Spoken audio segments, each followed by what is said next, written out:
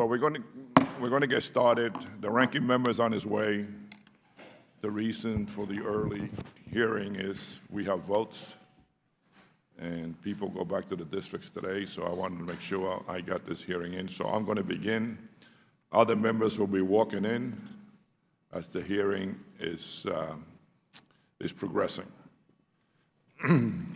Well, this hearing will come to order. This hearing, entitled Assessing U.S. Security Assistance to Mexico, will focus on evaluating the extent to which U.S. assistance under the Merida Initiative has been effective in strengthening Mexico's justice sector institution, combating crime, and protecting human rights. Without objection, all members may have 5 days to submit statements, questions, and strenuous materials for the record, subject to the length limitation in the rules. I will now make an opening statement and then turn it over to the ranking member for his opening statement.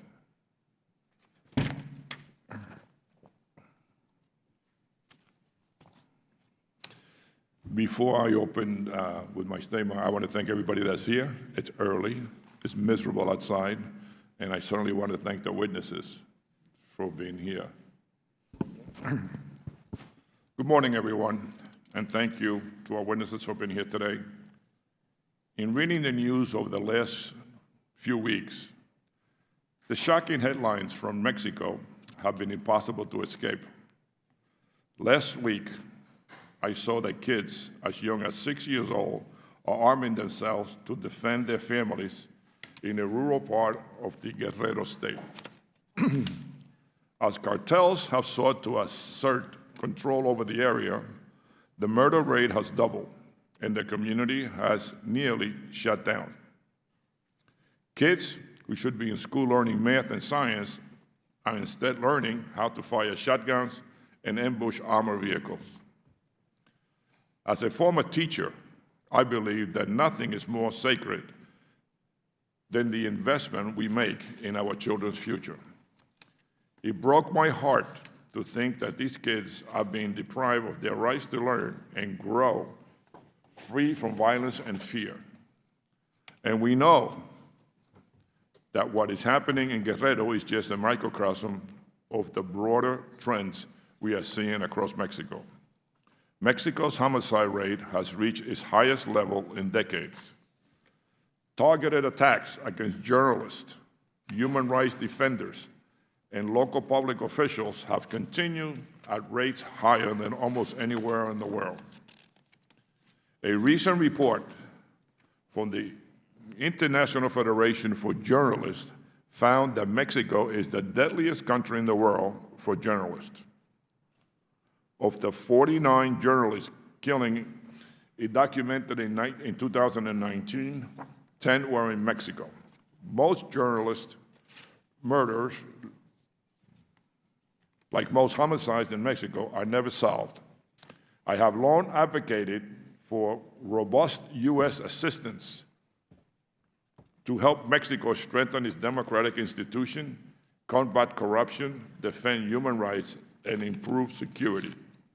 I believe that Mexico and the United States have a shared responsibility to reduce violent crimes and improve quality of life for those living on both sides of our border.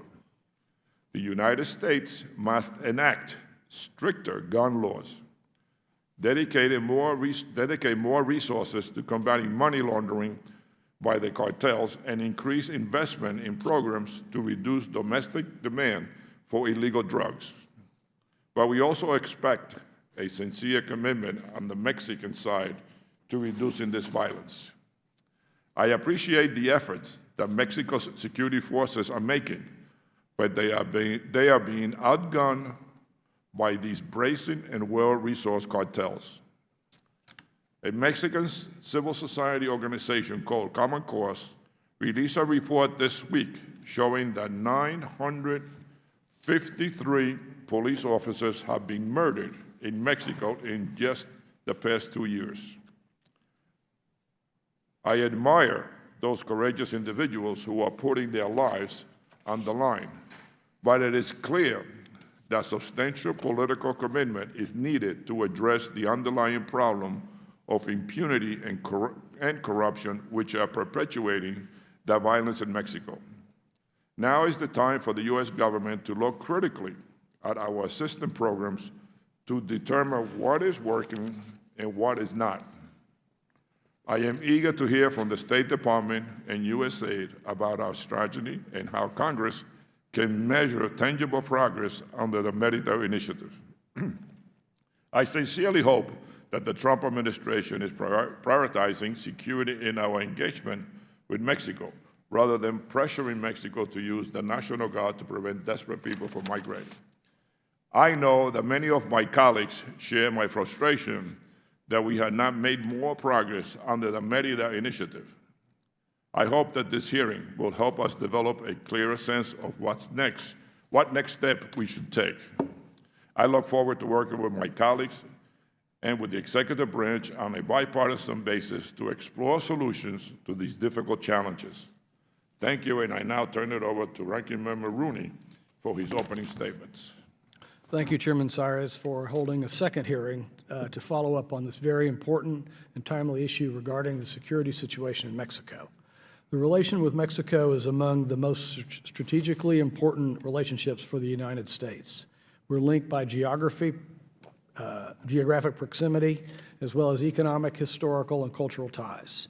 And the events occurring in Mexico directly impact our country.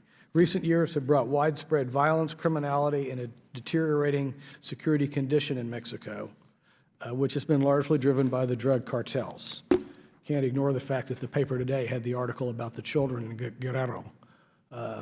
So cooperation is a critical component of our relationship with Mexico, and it's important that we review security conditions there and our assistance programs to identify what has been most effective and what has been ineffective in assisting the country to address its security challenges. I'm concerned that recent events in Mexico have resulted in the deaths of 9 U.S. citizens, including 3 children, at the hands of the Mexican drug cartels. These events reflect the continued security challenges which Mexico faces and the need for both the United States and Mexico to take steps together to address them. Through intimidation, extortion, corruption, and pervasive violence, the Mexican people are terrorized daily. The López Obrador administration is taking steps to have a newly created Mexican National Guard take the lead on security. This force has also supported some immigration enforcement. Much work remains to properly train and equip them, and questions remain about other steps the Mexican government can take to address the security challenges.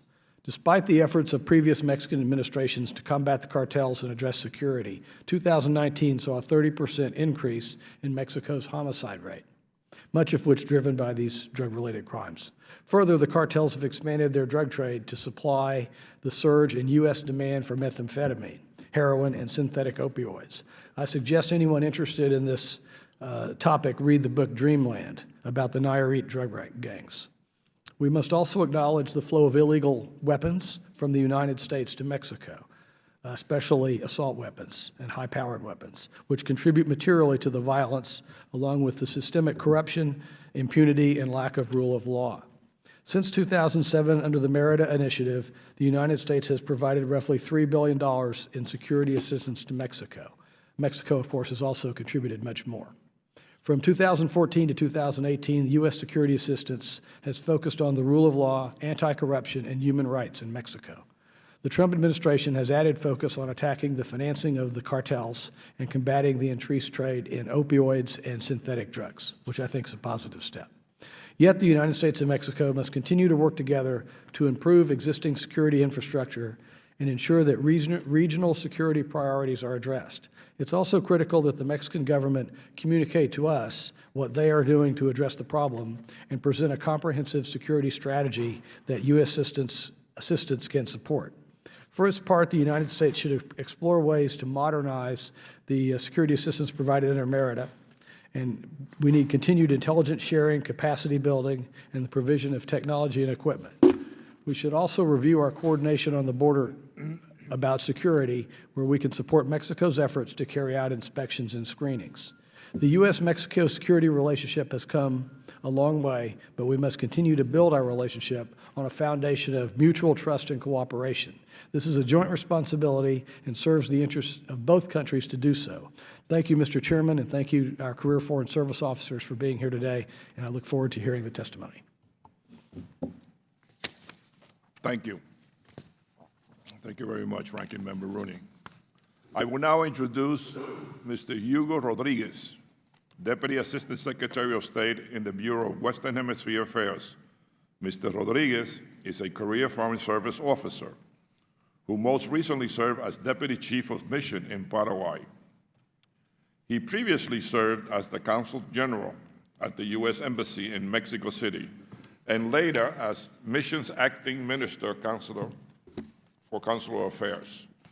Mr. Rodriguez, we welcome you to the hearing.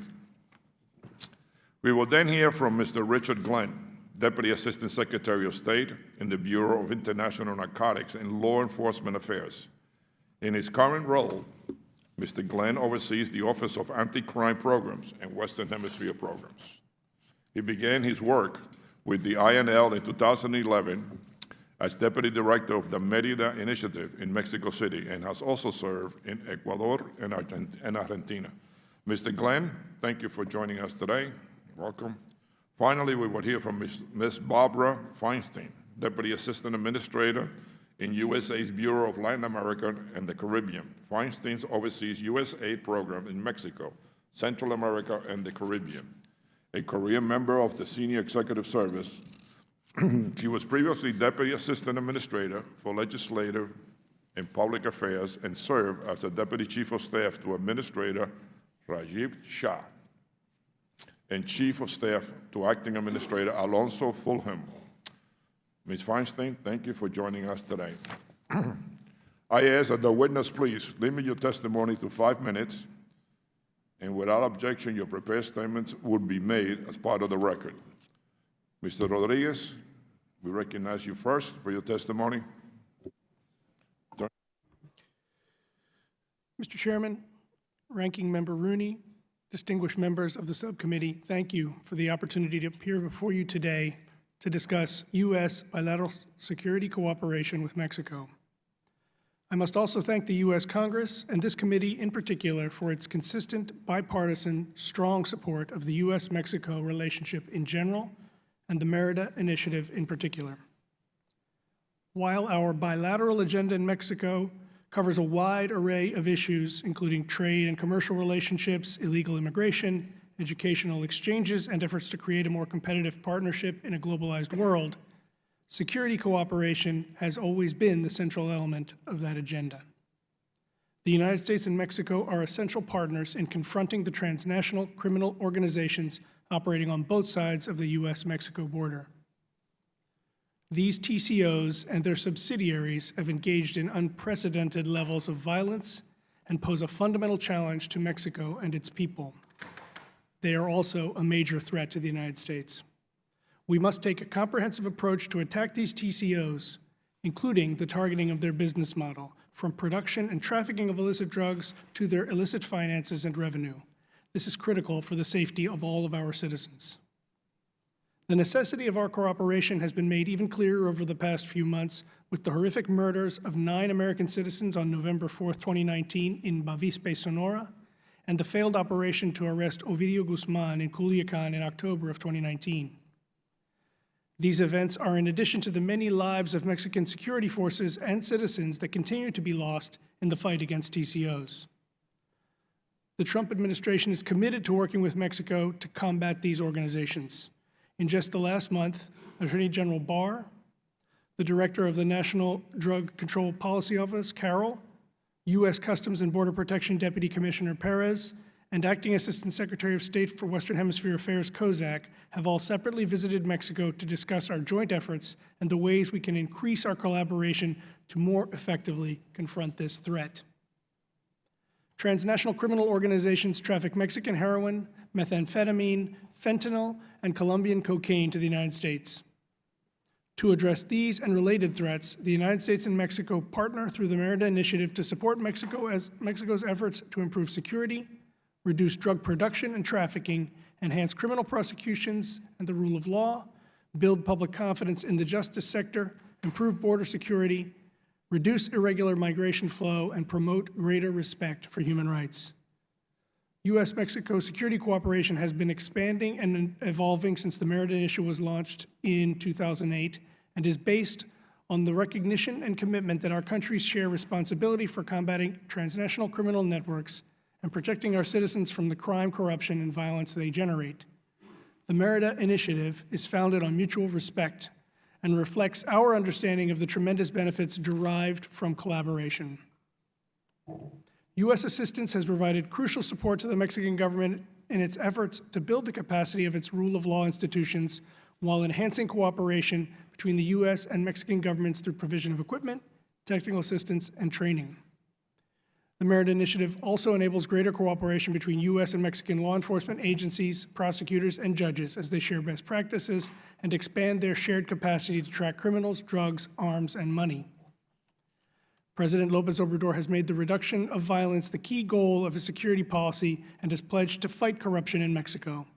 To advance efforts to combat our shared security challenges, the United States and Mexico have developed a new bilateral structure, the Mexico City-based High-Level Security Working Group. Under the umbrella of the HLSWG, we have jointly developed bilateral working groups to tackle issues of the highest importance. These working groups focus on drug policy, migration, illicit finance, cybersecurity, armed forces, emergency response, justice sector, and arms trafficking. Through these groups, we are identifying priorities and specific actions we can take together to make progress in each area. For example, we're looking at ways we can increase joint efforts to combat synthetic drugs and illicit drug production, increase drug interdictions and TCO prosecutions, and stem illicit finances. We are also working to reduce the number of illicit firearms, weapons, and the quantity of ammunition crossing the U.S.-Mexico border.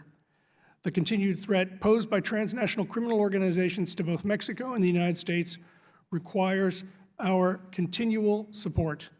Bilateral cooperation must continue, and the Merida Initiative provides a comprehensive, flexible framework through which our partnership can move forward to the benefit of both Americans and Mexicans. Let me turn the microphone over to my colleagues, and then I'll be happy to answer any questions you have. Thank you. Mr. Glenn, we will now hear from your testimony.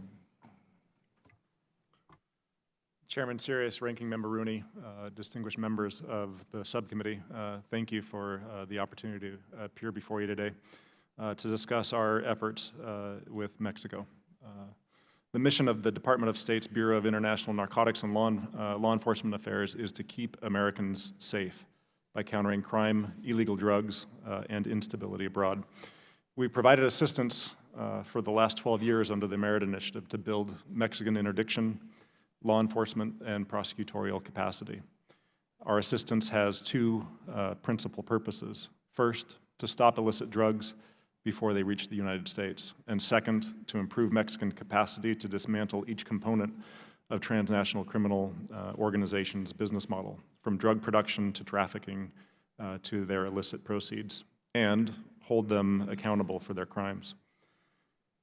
Despite the news that U.S. drug overdoses are finally on the decline for the first time in 20 years, more than 67,000 Americans died in 2018 overdosing on drugs, many of which come from Mexico.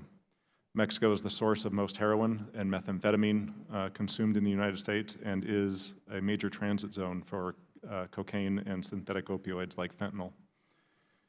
Meanwhile, in Mexico, Mexicans face their own epidemic, an epidemic of violence with the homicide rate hitting a record high of 29 per 100,000 inhabitants in 2019.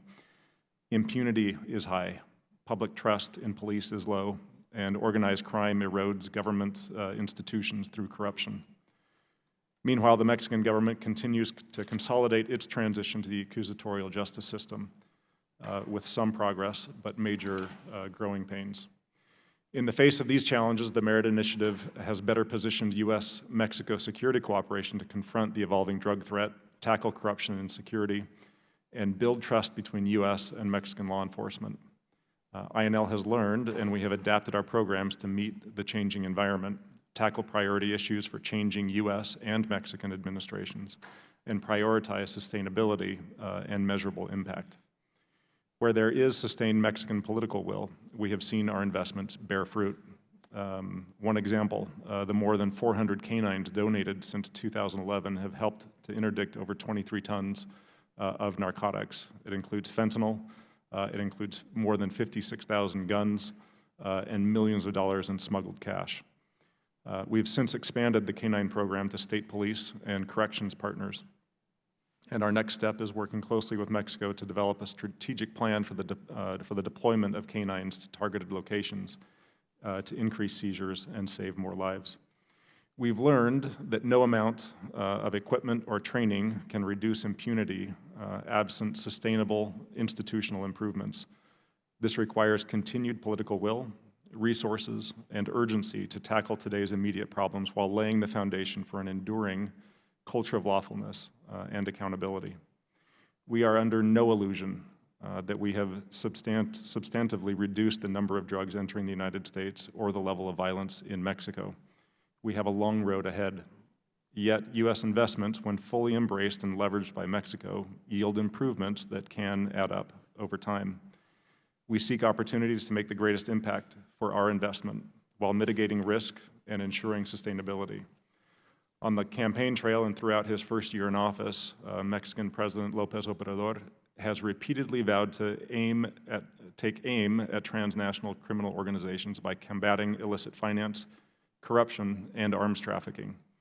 With Mexico's explicit commitment, we have an opportunity to more effectively tackle our shared threat.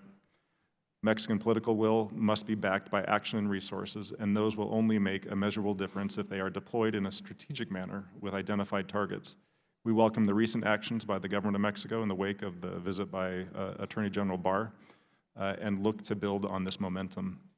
INL is well positioned to bolster Mexican capacity to tackle our shared threats, but our assistance is only effective when tailored to complement Mexico's own strategic efforts. INL continues our important work in Mexico at a difficult time that calls for urgency. I'll be the first to acknowledge that current statistics make it hard to argue we are making headway. Nonetheless, these sobering numbers are exactly why we must continue to work closely with Mexico. We engage at every level to ensure our programs are matched with committed partners in the Mexican government, and we encourage Mexico to take a strategic approach to our shared challenges. And we will continue to do so, for the enduring and significant change we seek requires nothing less. Thank you, and I look forward to your questions. Thank you. Ms. Feinstein? Chairman Sidis, Ranking Member Rooney, members of the subcommittee, thank you for the opportunity to discuss USAID's work in Mexico under the Merida Initiative.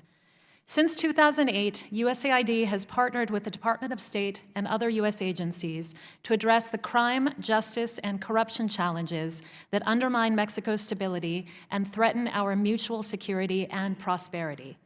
Under the Merida Initiative, USAID works to strengthen justice institutions, address corruption and impunity, protect human rights, reduce crime and violence, and build transparency. Undoubtedly, as you and as my colleagues have clearly articulated, the challenges before us are both enormous and daunting. And that is why USAID is clear-eyed and laser-focused on those areas where we have credible partners willing to work with us to exhibit the necessary political will to enact systemic change. And as I've outlined in my written testimony, we are seeing tangible results in each of the areas in which we work, results that we will continue to press the federal, state, and local governments to replicate. On rule of law, we are supporting the Mexican government to carry out a seismic shift in its judicial system, moving from a presumption of guilt to a presumption of innocence. Working primarily at the state level, where the vast majority of crimes are tried, we are providing demand-driven support to prosecutors, judges, investigators, and defense attorneys to implement protocols and procedures to build more effective cases and secure prosecutions. This is a long-term endeavor, but we are seeing progress. In the states of Chihuahua, Coahuila, Zacatecas, Nayarit, and Tabasco, our work has helped to increase prosecutions of felony crimes by 400 to over 700%. And in a similar set of states, our support to specialized homicide units has increased the number of indictments for homicides by 47%. So why is this significant? Because it provides evidence of what can be done when sufficient political will, resources, and capacity are marshaled toward a set of shared outcomes. The systems we are putting in place at state levels will be the foundations on which the entire justice system will grow and function. And for that reason, USAID is intentionally focusing and concentrating our programs under MERIDA in 13 specific states where we see unique promise and partnership. And we are applying those same principles to our work in anti-corruption and crime and violence prevention. With regard to Mexico's national anti-corruption system, we have purposefully shifted our resources to supporting state-level special anti-corruption prosecutors and civil society. And we are seeing tangible results here as well. In Coahuila, USAID's support to the Special Prosecutor for Anti-Corruption resulted in a 267% increase in the number of investigations closed. And in Jalisco, our support led to charges being filed in connection with 10 criminal organizations, a 400% increase over the baseline. With regards to crime and violence prevention, USAID has also sharpened our geographic focus. We are working in 10 of the Government of Mexico's 27 priority cities for reducing violence, where we see evidence of political will, a pledge to invest their own resources, and a commitment to using data and evidence to inform crime and violence prevention. And here we are also seeing encouraging impact. The recidivism rate for incarcerated or paroled youth USAID works with is just above 3% compared to the national rate of 60%. Finally, with regard to human rights, and specifically the untenable levels of violence perpetrated against human rights defenders, journalists, and others, USAID is partnering with the Government of Mexico to improve its ability to prevent, investigate, and prosecute human rights abuses, while also strengthening civil society to hold the government accountable. USAID supports Mexico's National Protection Mechanism, which provides protective measures to more than 1,162 journalists and human rights defenders. We are also helping to reduce the backlog of unsolved disappearances and to bring closure to criminal cases. USAID is supporting experts to identify the remains of victims and build forensic evidence for prosecution against the perpetrators. And on that note, we are very encouraged by the Mexican government's recent announcement of an extraordinary mechanism for forensic identification to deal with the disappearance crisis and look forward to expanded cooperation in this space. In conclusion, against an extraordinarily challenging landscape, we are seeing signs of progress that can be scaled up and replicated, provided the political will and sufficient resources exist to do so. Chairman Cires, Ranking Member Rooney, members of the subcommittee, thank you again for the invitation to testify. I look forward to your questions. Thank you, and we will now turn to questions. I will start it by asking, as I mentioned in my opening remarks, I was taken aback to read that children are forming armed groups to defend the community in Guerrero. Ms. Feinstein, Mr. Rodriguez, Mr. Glenn, can you provide examples of U.S. programs that have been effective in reducing violence and weakening the cartels at the local level, both in urban and rural communities? Mr. Glenn, we'll start you, put you on the hot seat first. The Merit Initiative programs in terms of rural communities have focused primarily on increasing the ability of police to do their jobs at both the federal and the state level. We've generally avoided local police for various reasons. The professionalization of the police is essential, taking them from basically no or very little academy support and academy training at the beginning to now more professionalized policing ensures that they, at least at the beginning, have that kind of the support and know-how to do their jobs. Obviously, there's a lot more to do. The transition now with the federal police turning into the National Guard, along with pieces of both the Marines and the Army, it's going to be key that they take on that training and deploy into those regions. And I think, as far as we understand the purpose of the National Guard, it is to get out into those rural areas and help secure those communities that desperately seek that peace and stability. Ms. Feinstein. From USAID's perspective, as I mentioned in my testimony, we are focused on targeted municipalities that have the highest level of violence, including ones that the government of Mexico has specifically targeted. And our approach is to look at where we have partners that are willing to invest their own resources and where we see that political will. We're employing a variety of approaches to crime and violence prevention.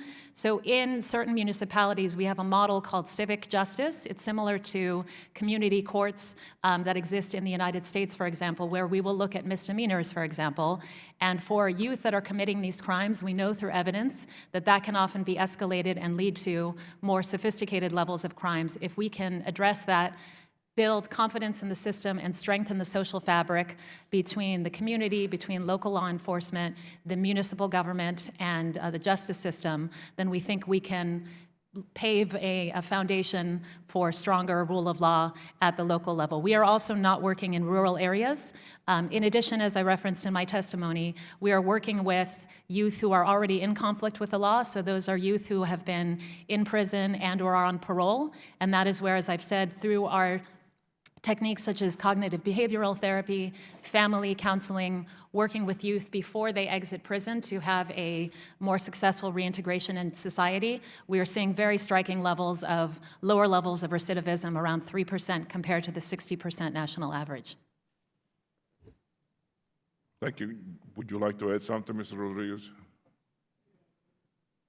I'll defer to my colleagues who can speak more knowledgeably to the programs themselves, sir. Last year, 21 human rights defenders and 10 journalists were killed. In 2012, the Mexican government created a mechanism to protect human rights defenders and journalists. But since August 2017, at least 6 beneficiaries have been murdered. What needs to be done for the killing of journalists and human rights defenders to actually be investigated and prosecuted? Mr. Rodriguez.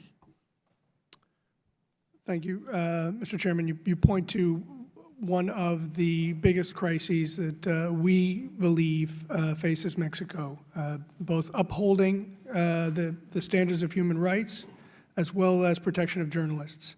This is something that we have raised frequently with the government of Mexico. My belief is that they share that concern. I can defer to Rich and to Barbara about the programs we have in place that are helping to strengthen those efforts.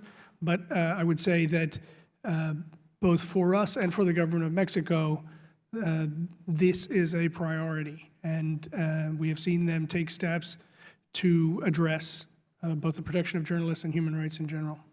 Mr. Glenn? I'll defer to Barbara on the specifics on programs that specifically focus on journalists and human rights defenders. In general, our efforts with both state level and federal level attorney generals and the investigative branches of law enforcement are to focus on increasing their ability to collect forensic evidence so that they can produce prosecutions. So that doesn't prevent the aggression against journalists, but when it does happen, ensures that the Mexican government can get justice.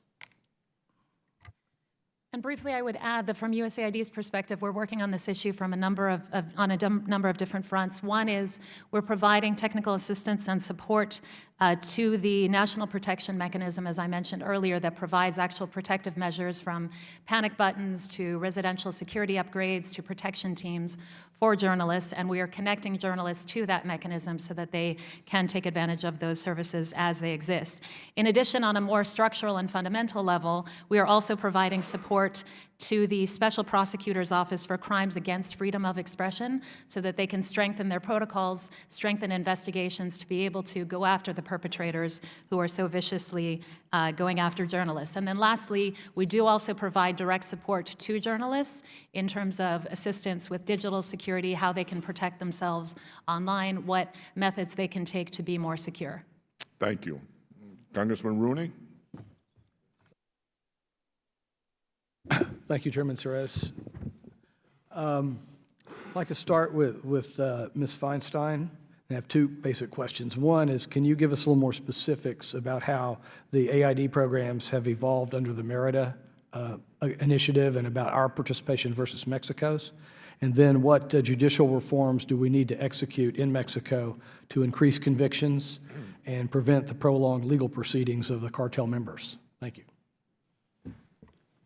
Thank you for that question. In terms of the evolution of our programming, so at the beginning of the Merida Initiative, as we've talked about, Mexico has embarked on this seismic shift to transform their judicial system from one with a presumption of guilt to a presumption of innocence.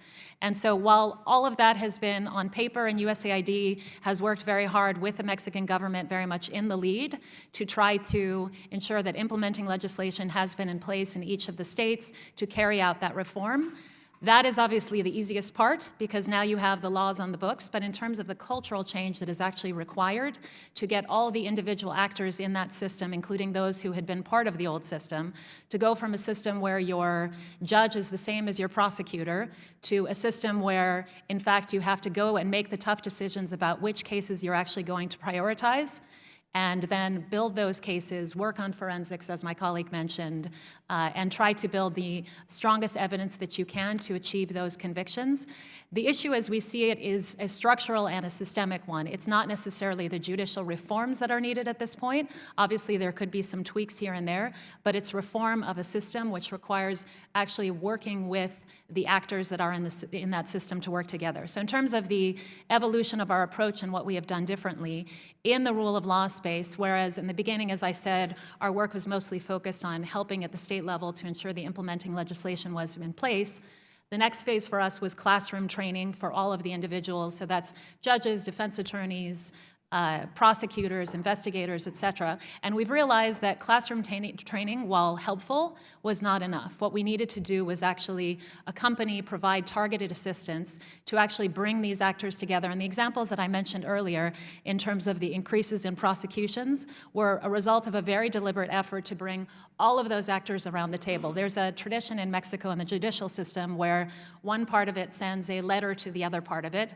They're in receipt of the letter, and 1 month later, maybe they will respond, as opposed to just picking up the telephone or being co-located, for example, prosecutors and investigators, to build more effective cases and move them through the system. So one thing, as I said, has been moving from that classroom training to hands-on technical assistance. Within the crime and violence space, that we've had an evolution where at the beginning, there might have been a thought, okay, let's go to the violent areas and provide opportunity to underprivileged communities, and that will probably reduce violence. Well, in fact, the evidence shows that that is not a very successful approach. Instead, what you need to do is target more effectively who are those individuals that are most likely to be perpetrators of crime or victims of crime. Consider those your at-risk communities and actually look at the interventions that work most effectively. So that might be cognitive behavioral therapy, family-based counseling, a variety of mechanisms, bringing the different parts together, and that is what we're doing, and that's where we're seeing results. And on the municipal model, we're pleased to see that the government of Mexico has taken that civic justice model that I mentioned before, that we piloted in Escobedo and in Morelia, and that they've scaled that up beyond that to different parts of the country. What rate, how's the recidivism rate been affected by those programs of the family counseling and things you're talking about? So in the case of our work with at-risk youth, as I mentioned, we work with youth who are in prison and are likely to be released sometime in the next 5 years. And we will work with them to give them the kind of training, life skills, and then once they come out, the vocational education to better reintegrate into society. And we are seeing their recidivism rates of just over 3% as compared to the 60% national rate. That's really great to hear. One last quick thing. What's the contribution of the United States versus Mexico under the Merida Agreement? So I wouldn't be able to tell you across every element of it. I don't know if my colleagues have that information. I would say at the local level in terms of security on a regular basis, on an annual basis, at least USAID's contribution is around 40 million, about 37 to 40 million per year. And I know local security contributions are on the average of about 400 million. Thank you. Thank you, Congressman Rooney. Congressman Vargas? Thank you very much, Mr. Chairman and Ranking Member. I apologize for my voice today. It's a bit raspy. I think most of us here, really all of us here on the dais, want to see a very successful Mexico. In fact, interestingly, most of the Congress voted in favor of USMCA and see Mexico not only as a good neighbor, but obviously as a fellow partner in trade. However, there obviously are some problems. Mr. Glenn, you said, I believe, the current statistics make it hard to say that we're making headway. So I guess my question would be, should we shift our approach or strategy under the Merida Initiative? I mean, if the statistics are what they are, I mean, and they're pretty horrific, should we do something different? Absolutely. And I think we are. We've learned from the 12 years of experience that we have. We also have a new Mexican administration that is focusing on different areas, and we will go along as far as we can to support those efforts of the current Mexican administration. I think the focus on going after the illicit finance in a larger, greater, more focused way, it will be a major shift that will give us the kinds of results that we seek. Focus on arms trafficking and helping the Mexican government, at least from our end, from our foreign assistance end of arms trafficking, helping the government of Mexico position equipment that we've donated previously so that they can protect their border and scan for guns and money coming south. So shifting those kinds of resources and that kind of focus can help change the way that we focus the Merida Initiative resources that we have. Okay, one of the concerns I have is one of the shifts that we've seen also is the creation of this National Guard, where I believe 25,000 of them now are being used to prevent Central American migration. I mean, that concerns me. I thought that they were supposed to be out there interdicting drugs and doing all these other things against the narco traffickers, not against Central American migrants. I do want to ask you also about MPP, or the Migrant Protection Program, or what we normally call the Remain in Mexico. 59,000 migrants have been returned to Mexico, and as of December 31st, 2019, there are at least reports, public reports, that 816 of these migrants have become victims of violent crimes, such as rape, kidnapping, and torture after being attacked and returned to Mexico. Now, that doesn't seem to me then that it's very safe to return to Mexico when we see the statistics. Why are we continuing with this? Mr. Rodriguez. Thank you, Congressman. You raise an excellent point. The levels of violence in Mexico are of great concern to us, as is the violence that migrants face along the entire route of the journey. And one of our efforts has been to share responsibility, to look for partners to help us in addressing the irregular migration and helping to build capacity, particularly in Central America at this point, for offering asylum and offering support closer to the home, closer to the point of departure of these migrants, so that they don't have to undertake both the dangerous journey and including the dangerous conditions in Mexico. The government of Mexico has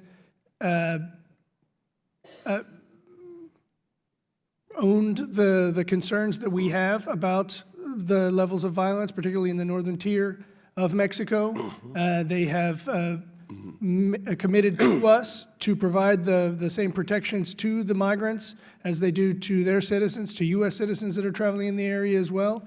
Obviously, But I guess that's my point. I mean, the statistics don't prove out that it's safe for their own citizens. I mean, Tijuana, I live in San Diego, one of the safest, largest cities in the United States. Across the border in Tijuana, they have the murder capital of the world. And yet a lot of the migrants that are sent to Tijuana, they're not from Tijuana, experience this incredible level of violence against them. I mean, when you say they're returned and they're going to provide safety as they do for their own citizens, well, it's not safe. That's the whole point. I agree with you, sir. The levels of violence are of tremendous concern, and I think the government of Mexico shares that concern and is appropriately focused on it, but this is a large-scale problem. We assist through the Merida Initiative in the ways that we can, but again, my understanding from the government of Mexico is that they understand the problem and are focused on it. My time has expired. The only thing I'd like to add is I'm not sure about this hugs thing either, that the new president says hugs instead of bullets. I'm not sure that's going to work. Thank you. Thank you, Congressman. Congressman Yoho? Thank you, Mr. Chairman. I appreciate you all being here, and I want to thank you for the work that your agencies do, because I know you do it with a good intention, and you put forth everything, and the teams that are with you. But yet, this is my 8th year in Congress, and I hear the same thing over and over again: good governance. We're working on rule of law, going after increasing the judicial system and all that. But yet, we're not seeing it. And Mr. Glenn, you brought that up. I think you said, under no illusion, that we have decreased the drug trafficking and flow, I think is what you were saying. And we know that. We know there's more drugs coming in. I want to look, I like to look at things as, what is the solution? How do we change this? Ms. Feinstein, you were talking about there was a 3% reduction, or 3% recidivism versus the 60% in the programs. How long have you tracked that? Is that within a year? Is that a 5-year period or a 10-year period, that 3%? And do they stay reformed and not go back into illicit activities? Sir, I can get you the specifics on that, but my understanding is that it is a multi-year effort, that we are not just tracking people when they come out, because clearly that wouldn't be a good indication of whether recidivism is actually taking place. No, that would be a skewed number, and that's what we don't want reported. So I don't know, is there a report out there that will say this is a 3% recidivism after 6 months, after a year, after 5 years? Absolutely, I can get that for you. If you could get that, that would help us, because that gives us, the programs that are working that we can bolster. You're also saying that a 40% increase in convictions, and I forget what area it was, Chihuahua or somewhere, but you're saying that the 40% increase in sentencing or conviction. What about the sentencing and the reform side of that? Or do they get pardoned or get early release? Do we know what happens? Because you can go ahead and convict them, but what happens after that? Do you have any idea? Certainly. So the specifics that I was mentioning for the 47% was our support to specialized homicide units, and that's in a series of states I can read to you or not, where we've increased the number of indictments. So that was indictments for homicides. My other statistic was in terms of prosecutions of felony crimes. So in terms of prosecutions, that's obviously a variety of ways that could be resolved. It could result in incarceration. It could result in alternative dispute resolution, plea bargaining. So a variety of different methods. I think the challenge with the Mexican judicial sector is that under this new system, as you I'm sure are aware, in any criminal justice system, whether in our system or any system around the world, criminal justice systems only have the capacity to process about 10% of the crimes that are coming in. So you have to make strategic decisions about how you are going to prioritize. You could have a prosecutor that goes after the easiest crimes and then kind of juices their rate. Well, that's what we're the stuff trying we to need to do look is at. look at the most serious crimes. So in this case, taking all these different elements, bringing them together and asking, what is it that would really make a difference for the community, for people in Mexico, looking at serious crimes like homicides, like home invasions, armed robberies, et cetera, not the easy ones, and then look for, and for us, it is not a sign, this has been a cultural change issue also in Mexico, where people want to see folks behind bars and not necessarily look at plea bargaining and other issues. I appreciate it. Mr. Glenn, you were talking about you don't work with the local law enforcement for obvious reasons. I want you to state what those obvious reasons are. I think it's recognized by the Mexican government itself that the level of corruption at the local level is And we know that, and I just want that on the record, because we have put so much money into these programs, but yet the results aren't there. I want to switch over to another question. The GAO reports show that 70% of the guns seized in Mexico by Mexican authorities come from America. What do we do when do we track that to find out who they came from here in America? And if so, what do we do? Do we have extradition laws that allow that person to go to Mexico if those guns were involved in a crime? So we do work closely with the government of Mexico to track those guns. ATF is present at the U.S. Embassy in Mexico City, and in the cases where we have tracking information, where there are serial numbers on the guns, there's cooperation to share that with U.S. law enforcement so that we can track back. Have we sent our people down there that have been, We have U.S. law enforcement officials in Mexico. no, the person that broke the law here selling the guns, have we sent them to Mexican prisons for their judicial system? I would have to check with DOJ on specific cases. I can't recall off the top of my head cases, but that doesn't mean that. Would that be a strong deterrent if we did? I would assume it would be a very think strong so. deterrent. Yes, sir. I yield back, Mr. Chairman. Thank you. Thank you, Congressman. Congressman Dean Phillips. Thank you, Mr. Chairman and Ranking Member Rooney, and to our witnesses. We had a similar hearing about a month ago relative to aid to Mexico, and not surprisingly, corruption took center stage. So I'd like to begin with a question to you, Mr. Glenn, and you, Ms. Feinstein, about how corruption very specifically impacts your work, starting with you, Mr. Glenn. And if you can be specific about corruption, not general. Corruption, so our focus is on improving law enforcement. And so our focus, our anti-corruption efforts in the past and going forward as well, will be on how do we eliminate or how do we help the Mexican government eliminate corruption within their public security forces. But can you talk about that? I want to hear specifically about that corruption in the security forces. Sure, but I think we have at least the alleged conduct of the former head of the federal police, Garcia Luna, who was arrested recently, I believe, in Dallas. He was, at the time that I was in Mexico, one of our principal interlocutors. So obviously that shakes the trust that we have, but we in order to do the work that we do, we have to work with those who the government of Mexico has in place. We do our best to vet.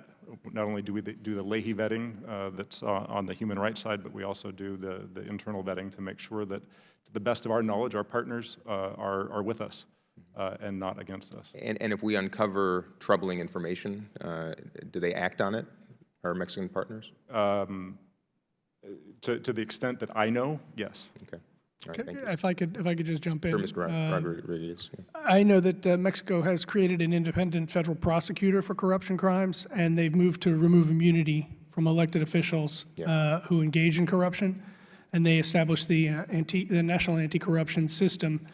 President López Obrador ran on a platform of targeting and persecuting corrupt officials. We learned yesterday that the former head of Pemex was arrested in Spain based on a request by the government of Mexico for alleged corruption involving Odebrecht. So they are pursuing corruption in both current and former government officials. Okay. And Ms. Feinstein, specifically, in your work, how does corruption affect? Sure. So corruption, anti-corruption is one of the areas that we have as a focus for our work in Mexico because of the toll that it takes on the Mexican state at every level where that's encountered by individuals on a day-to-day basis, and as well as businesses. For example, corruption is estimated to cost the Mexican government, or Mexico, between 5 to 9% of its GDP. So it's obviously an enormous problem for the private sector and for individuals on a day-to-day basis. Complementing what my colleagues have said, one of the areas of work that USAID engages in is looking at the procurement process in Mexico, since a lot of the historic corruption scandals in Mexico have related to government procurement. And so what we've done is to provide the tools so that a spotlight can be shined on where corruption is going on with regard to sole source procurement, for example, and have invested in blockchain analysis of the weaknesses in the procurement process, and we are working with specific states on a demand-driven basis to help them look at vulnerabilities in their procurement system so that they can make those changes. I appreciate that. Thank you. Mr. Rodriguez, another line of questioning here. Russian Foreign Minister Sergei Lavrov recently announced that Mexico was in talks to purchase Russian-made helicopters. If that were to proceed, would it risk sanctions by the United States under Section 231 of the CATSA Act? Thank you, Congressman. We have looked into that. We obviously saw that readout of the meeting between Foreign Minister Lavrov and Foreign Secretary Ebrard. We read it with great interest, and it is concerning to us. Based on our initial investigation, it appears that such a sale would trigger potentially sanctions under CATSA. And we don't have further specifics for you this morning, but I'd be happy to give you a fuller readout on that when we have it. Have we made our position clear to our Mexican friends? I believe we have at the embassy level, and I'll need to check on that to confirm. But at the Washington level, we have raised this as an area of concern with our counterparts in Mexico City to raise with the government of Mexico. Okay, we'd appreciate that information. Thank you. Thank you, sir. I yield my time.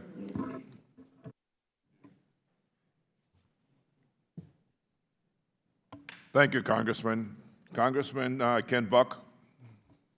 Thank you, Mr. Chairman. Ms. Feinstein, I want to ask you a quick question. You mentioned that the different ways that we are trying to protect journalists. Could you just go through those really quickly again? I remember a panic button. By the way, who does the panic button, who answers the panic button on the other side? I hope not the corrupt law enforcement that we just heard about. So this is through the National Protection Mechanism, which is something that we as USAID helped the government of Mexico to establish in the previous I asked you, who administration. answers it on the other side? It is officials associated with the National Protection Mechanism, which are vetted police, vetted law enforcement, who will then redirect that And have you measured the response time of those folks? So I think we recognize that this is not a foolproof mechanism. And so if, for example, you are a journalist and someone is with you, someone is trying to kill you and has therefore been in your presence, no call from a panic button is going to result in law enforcement coming and bailing you out immediately, which is why Do you know what panic would? button- I was in law enforcement for 25 years, and there were a lot of people that didn't like me. Just like being a congressman, there are a lot of people that don't like me now. But I did have a gun. Are we training these folks in the use of firearms?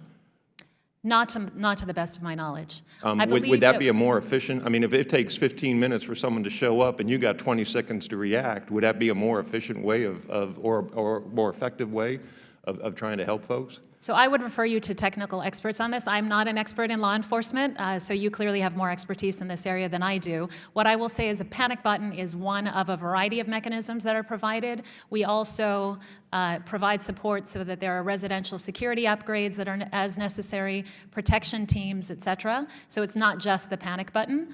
And I think with some exceptions, obviously, this has been successful in terms of protecting journalists and keeping them alive. I think our hope would be that there are more resources invested in this mechanism so that it can be expanded to provide greater protection, which we would prefer not to have to do, but is a reality in Mexico today. I think someone just handed you a note. They may have told you whether you guys give them guns or not.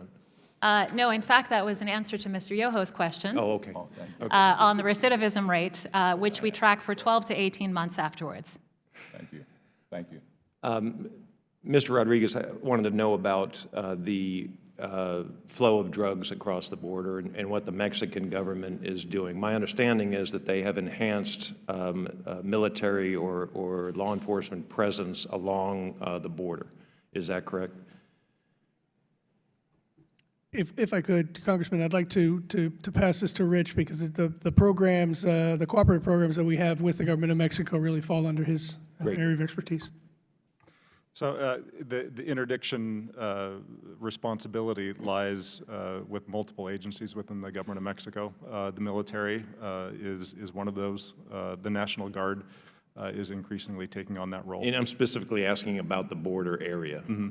Is there enhanced security, military, law enforcement on the border area? There is enhanced focus on borders, both on the Mexican southern border as well as Mexico's northern border. And what is happening as a result of that? What result do we see? Well, I mean, in increased amounts of seizures, we see greater success with the equipment that we've donated to them, whether it's hard equipment or the canines that I mentioned earlier.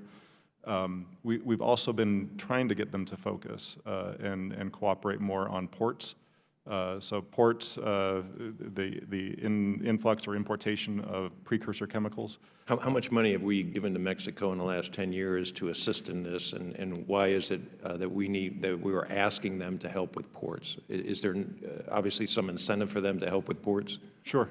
Do they also help with physical barriers along the southern or our southern border, their northern border? Yeah.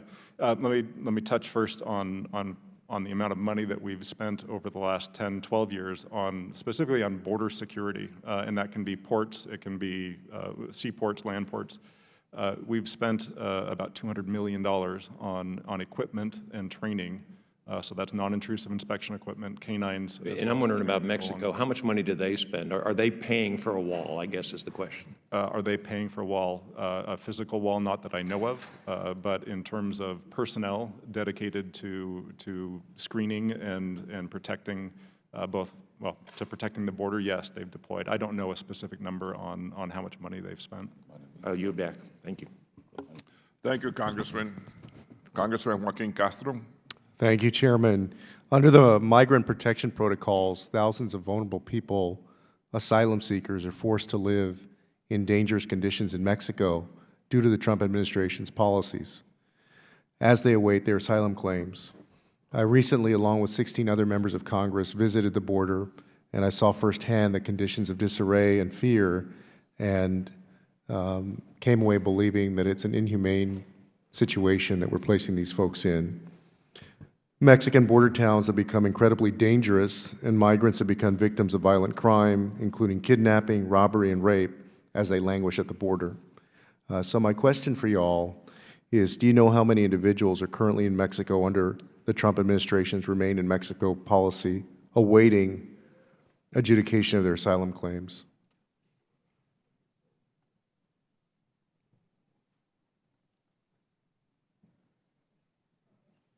Congressman Castro, I don't know that I have that number right in front of me, but if you will permit me, I'll be happy to get that number back to you, if I could take that. Okay. Do you believe that these people along the border are actually safe in that environment?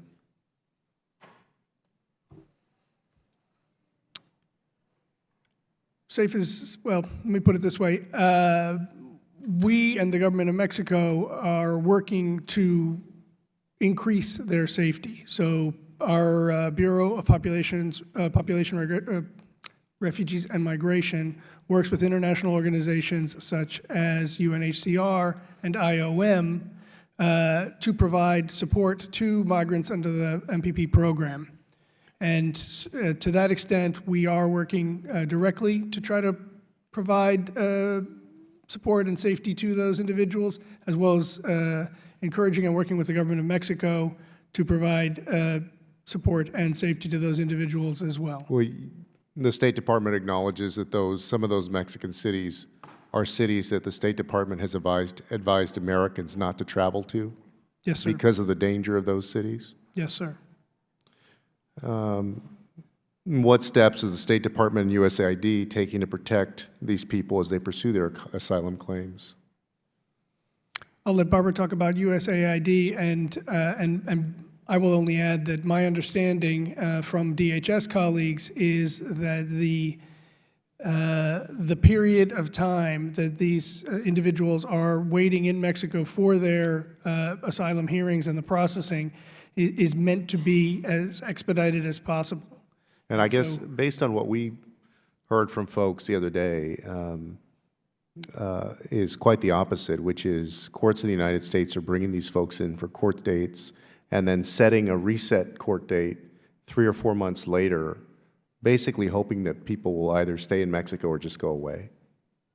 So the folks that do remain there are being subject to these very dangerous conditions, threatening conditions. But I've got just about 1 minute and 40 seconds left, unless you wanted to say something about USAID. No, just to mention that this is actually not within USAID's mandate in Mexico. It is, as Das Rodriguez mentioned, with the Population, Refugees, and Migration Bureau of the State Department. So we are not engaging in that area of work. I mean, it sounds like this is more in the wheelhouse of USAID than some of the work that you've been describing for the last hour. So specifically in terms of how the U.S. government handles migration, that is primarily within PRM, within the State Department's bureau. And so the work on asylum strengthening, for example, is not something that USAID engages in. That's something that PRM does. You talked about the reform of Mexico's legal system or justice system. Do they have a public defender system or indigent defense system there?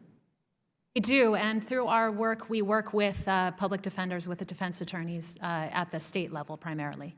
And how extensive is that system now?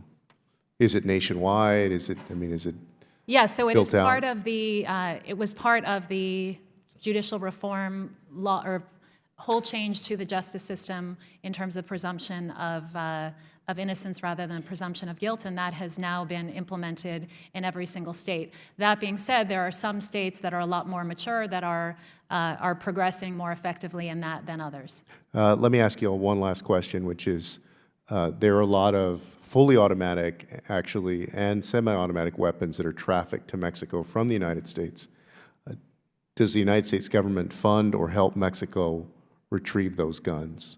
Not just track the serial numbers, but actually go get them.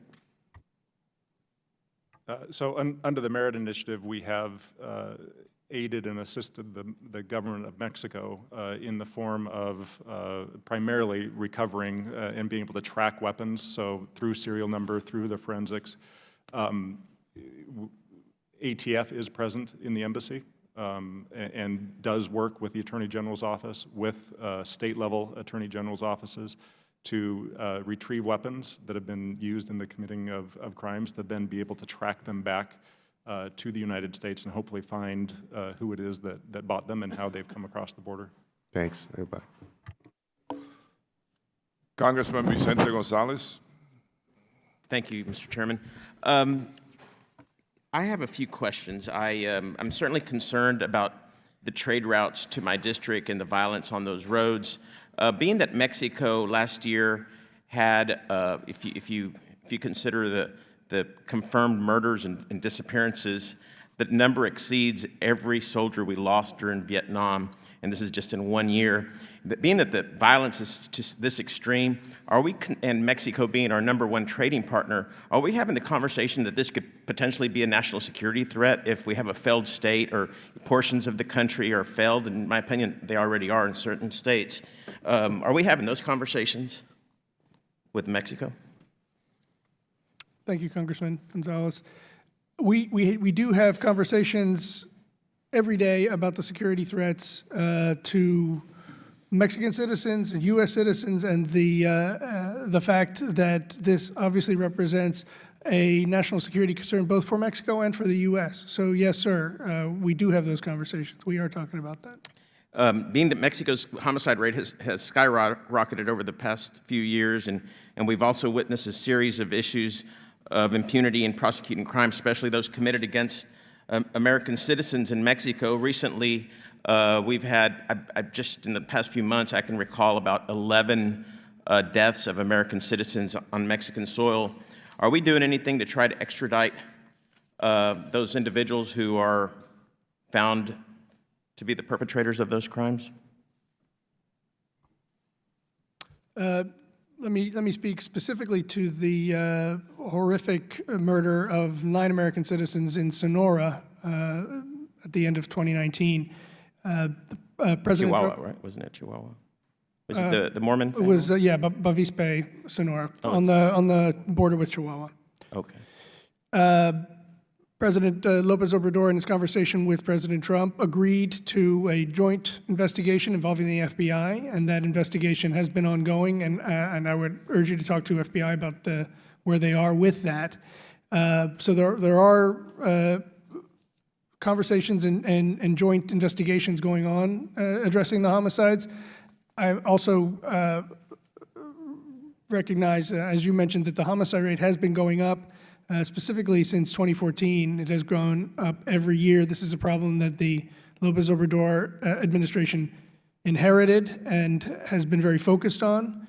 It's going to take a great deal of effort to bend that curve, but they are working on that, and I can turn it over to Das Glenn to talk about some of the efforts we provide under MERIDA to help professionalize investigations and prosecutions.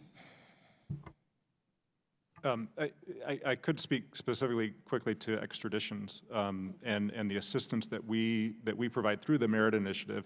Extradition. I'm sorry to interrupt, but I want to know about extraditions on crimes perpetrated against Americans in Mexico. And I know that we've taken a special interest on this case, but there's many others, and I'm curious if we have a concerted effort that we're actually trying to go after folks that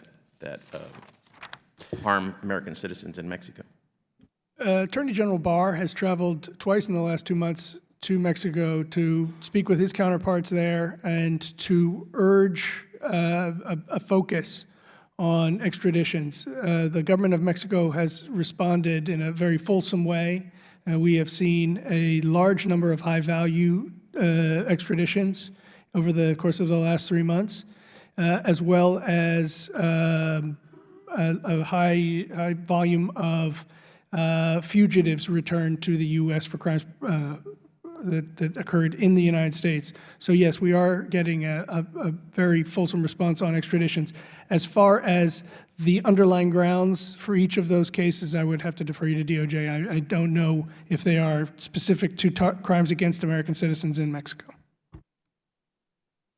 Yeah, that's the only reason I'm asking, because just the last in the last 90 days, we've had at least 11 American citizens murdered in Mexico.